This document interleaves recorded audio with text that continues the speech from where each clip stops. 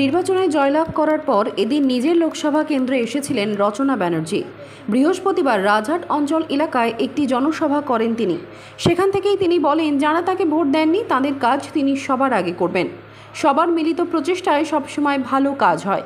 এদিন কর্মী সমর্থকদের উজ্জীবিত করার উদ্দেশ্যে একাধিক বার্তা দেন রচনা বন্দ্যোপাধ্যায়। পাশাপাশি এদিন এই জনসভার মাধ্যমে কর্মী সমর্থকদের মন জয় করে নেন তিনি। রচনা বন্দ্যোপাধ্যায়কে কাছে পেয়ে উচ্ছ্বসিত এলাকার স্থানীয় বাসিন্দারাও। এদিন সংবাদ মাধ্যমের মুখোমুখি হয়ে রচনা বন্দ্যোপাধ্যায় জানিয়েছেন,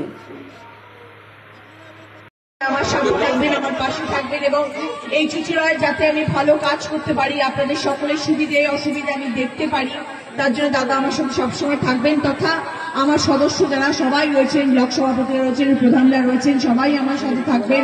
সবার মিলিত প্রচেষ্টায় ভালো কাজ হয়, একার দ্বারা কিচ্ছু হয় না, আমি তাদের ভীষণ বিশ্বাসী এবং আমি সবসময় সেটাই বলে এসেছি।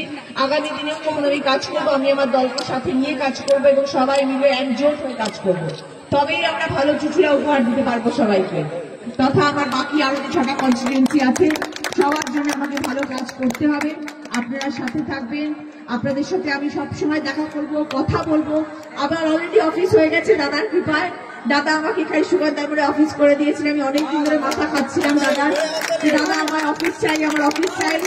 দাদা আমাকে কার্যালয় ছিল তৃণমূলে, সেটা বলে সেটা এখন থেকে এমপির অফিস হয়ে গেল, সাংসদের অফিস হয়ে গেল।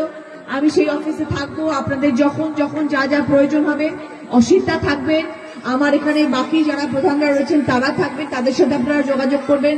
তারপরে যদি মনে হয় যে না, কাজে কিছু অসুবিধা হচ্ছে, কোনো সমস্যা আছে, তাহলে তো সাংসদ আপনাদের সকলের সামনে সবসময় থাকবে। আমার অফিস আছে, আমি যখন আসবো আপনারা সবাই আমার সাথে দেখা করতে পারবেন। আপনাদের যা যা অভিযোগ আছে সেটা নিয়ে আপনারা আমার কাছে আসতে পারবেন, কথা বলতে পারবেন। আমি সবার সাথে দেখা করবো, কথা বলবো, আপনাদের কোনো চিন্তা নেই। এবং আমি আমার বাড়িও এখানে করে নিচ্ছি, চুচুড়াতে আমি আমার বাড়িও করে নিচ্ছি। আমি এখানে থাকবো, সেই সপ্তাহে 2-3 দিন থাকার ইচ্ছে আছে। আমার অফিস এখানে, আমার থাকা এখানে। আমি 5 বছর আপনাদের পাশে আছি, আপনাদের কোনো চিন্তা নেই।